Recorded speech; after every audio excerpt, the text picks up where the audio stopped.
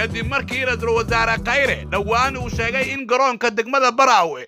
gobolka Shabeellada Hoose in lagu dhisay lacag dhan 4.3 milyan oo dollarka Mareykanka ah laakiin xalay roobkii ka dhacay degmada Baraawe gabi ahaanba wuxuu agta mariyay isla markaana uu soo saaray beentii iyo waliba huhaadii uu waday ra'iisul wasaare Xasan Cali Khayre waxaana dad badan oo Soomaaliyeed ay isweydiinayaan halka ay ka baxday lacagta ra'iisul wasaare Khayre uu sheegay oo ah 4.3 milyan oo lagu dhisi karay garoonka Aadan Cadde International Airport ee magaalada Muqdisho garoon la mid ah oo ah garoonka ugu weyn ee Soomaaliya ayaa waxaa degmada Baraawe lacagtaasi halka ay ka baxday iyo xog xasaasi ah oo lacagtaasi halka la geeyay ayaan idin soo gudbin doonaa macluumaad arintaasi ku saabsan hadduu Allah awood leh uu saamaxo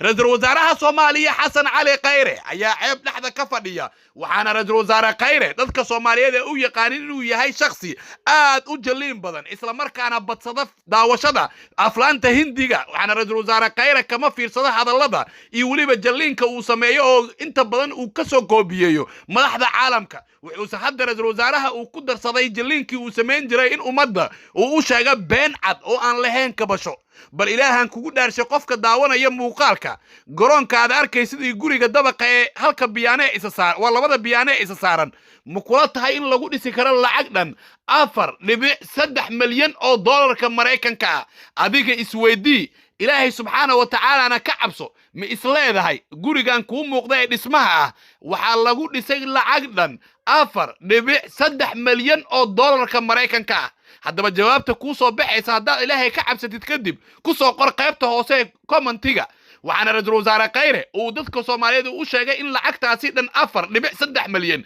lagu dhisay garoonka degmada Baraawe ee gobolka Shabeellada Hoose laakiin xalay waxa Baraawe ka dhacay roob